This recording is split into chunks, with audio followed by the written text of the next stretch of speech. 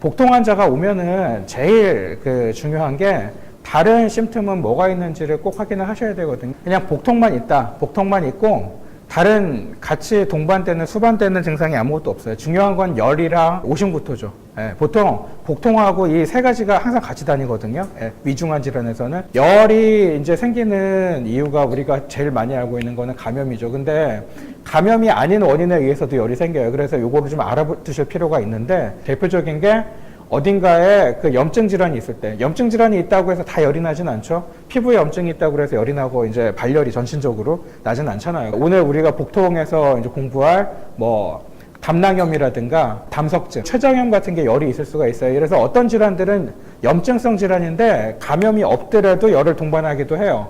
예, 그래서 이런 경우도 있다는 걸 알아두셔야 되고, 오심구토 쪽으로 넘어갈게요.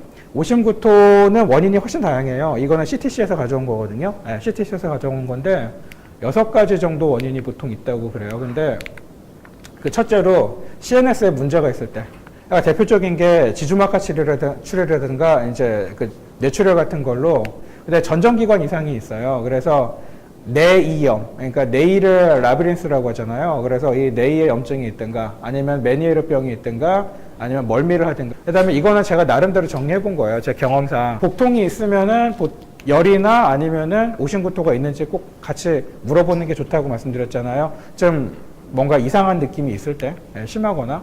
근데 보시면 보통 열은 이제 감염이 아닌가를 이제 제일 흔한 원인이 감염이니까 한번 생각을 해보셔야 되고, 이걸 이렇게 바꿔서 한번 생각해 보시면 좋다는 거죠. 그 다음에 오심구토는 뭔가 복부 쪽에 염증성 질환이 있거나, 아니면 이 사람이 CNS 문제가 있거나, 아니면은 위장관 운동 속도가 떨어져 있거나 이렇지 않을까라고 이렇게 연관지어 생각해 보면 뭔가 조금 이 사람이 상태가 어떤 건지를 해석을 하는데 도움이 돼요. 그래서 한번 예제를 만들어 봤는데요. 자, 질환을 보고 이 질환에서는 발열, 오심구토, 그다음에 복통 이것들 중에 어떤 게 있고 어떤 게 없을까 한번 생각해 보면은 첫 번째 게 지주막하 출혈이죠. 열이 있을까요? 지주막하 출혈은 CNS 쪽의 문제지만 대개는 감염 질환은 아니잖아요, 이게. 그럼 보통은 발열이 없거나 있더라도 심하지 않겠죠, 그렇죠? 그 다음에 오심구토는 CNS 쪽에 이게 문제가 있는 거기 때문에 당연히 있을 것이고, 복통하고는 관계 없겠죠. 그래서 첫 번째 거는 이렇게 될 거예요, 그죠? 그 다음에 두 번째 거 보면은 뇌수막염인데, 수막염은 어떨까요? 열이 있을까요, 없을까요? 이거 감염이니까 당연히 있겠죠. 그 다음에 CNS 쪽에 문제가 있잖아요. 수막염은. 그러니까 CNS 쪽에 염증을 일으키는 거니까 이건 당연히 오심구토가 있겠고, 그 다음에 복통은 아마 없겠죠. 그러니까 이런 식으로 아마 될 것 같아요. 그래서 질환하고 이 세 가지 컨디션을 이렇게 매칭을 할 수가 있거든요. 우리가 배 아프다고 하면 보통 약국에서 배꼽 위로 아프세요, 배꼽 아래로 아프세요? 그거 되게 많이 물어보죠. 예.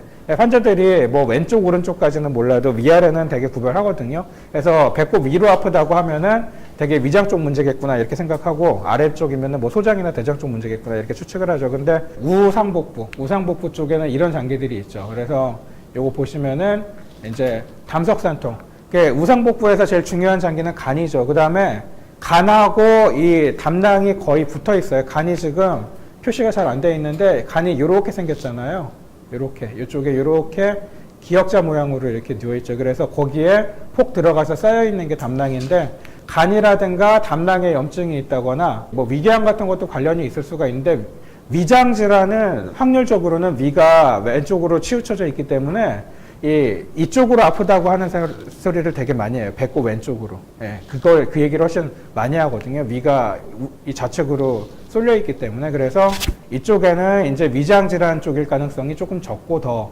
그 다음에 뭐 췌장염도, 췌장이 왼쪽으로 조금 쏠려 있는 편이지만 췌장의 머리 쪽은 오른쪽에도 걸쳐 있거든요. 그래서 췌장염이 가능성이 있어요. 처음에는 중간 쪽이 아프다가 점점 이쪽으로 옮겨간다고 하면은 전형적인 충수염의 통증이거든요. 그래서 한번 그렇게 생각해 볼 필요가 있고, 많이 진행되면은 옛날에는 충수염을 어떻게 진단했냐면은 맥버니 포인트라고 해가지고 여기 골반 뼈 있잖아요. 톡 튀어나온 거. 그거하고 배꼽을 잇는 선에 3등분 했을 때 이쪽 바깥쪽으로 여기를 눌러보면은 거기에 충수가 있기 때문에 거기 염증이 심해지면은 눌렀을 때 굉장히 압통이 있죠. 텐더니스가 있는데 그거 가지고 좀 심해지면은 진단을 하고 그랬어요. 자, 그 다음에 H2 차단제에 대해서 공부를 해보면은 얘는 밤 동안에 위산 분비를 많이 억제한다고 했잖아요. 그래서 잔탁 150ml 같은 거 먹을 때 보면은 인디케이션이 오전에 한번 먹고 자기 전에 한번 먹으라 해요. 그래서 자기 전에 먹는 목적은 이 라니티드인의 그 밤 동안의 위산 분비 효과를 최대화하기 위해서 이제 이렇게 얘기를 하는 건데,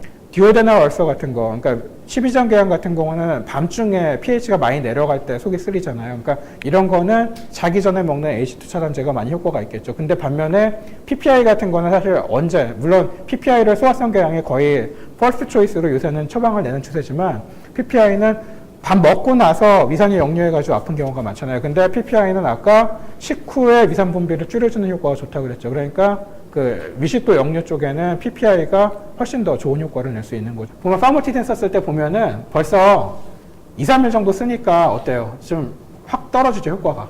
계속 떨어지죠. 그리고 쓰면 쓸수록. 그래서 H2 안타고니스트는 저기 연속해가지고 길게 먹는 게 별로 의미가 없어요. 그래서 그 얘기를 이제 달고 먹는 사람들은 해주시는 게 좋을 것 같아요.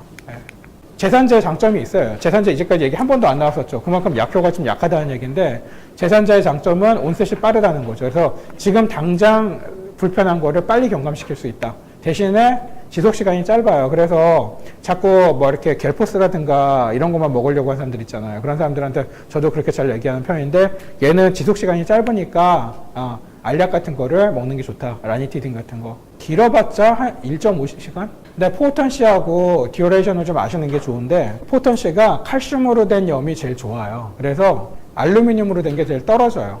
탄산수 나트륨은 노르모 내복액에 들어있잖아요. 노르모 현타객인가? 여기에 들어있는데 이게 그 다음이고 뭐 이렇게 되고, 지속시간은 칼슘이 가장 길어요. 그러니까 가장 우수한 거는 칼슘염이죠. 칼슘염으로 된 제품이 잘 안 나오는 것 같더라고요. 요새는 소포장이 잘 안 나오는 것 같아요. 탄산수 나트륨은 작용 자체는 강한 편이지만 가장 지속 시간이 짧죠.